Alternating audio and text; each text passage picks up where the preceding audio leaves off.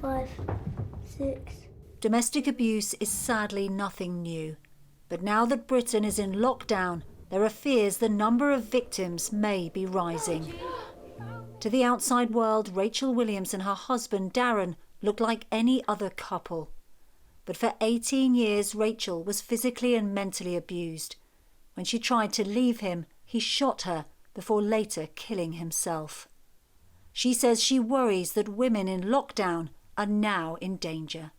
Victims and survivors of domestic abuse and violence who live in these high-risk toxic homes with these domestic terrorists, because that's what they are, domestic terrorists, know to a certain degree how to manage their perpetrators, but now it's going to be managing them 24/7 as opposed to where they might be able to go for a break, go to work for a few hours of the day.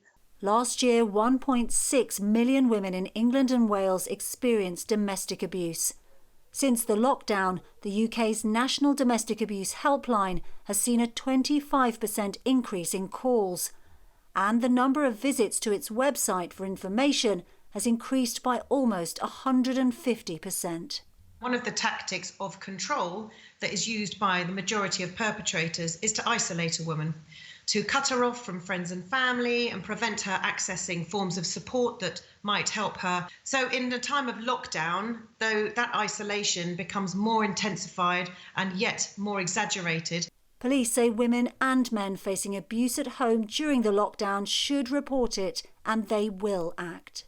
If perpetrators think they can get away with it because of COVID-19, they can't. In my own force, we have 1 or 2 examples of perpetrators saying, you can't arrest me, I've got COVID-19, and we did arrest them and we have prosecuted people. Refuge says their helpline is open 7 days a week, and now we must all stay at home. They don't want victims to suffer in silence. Layla Hayes, 5 News.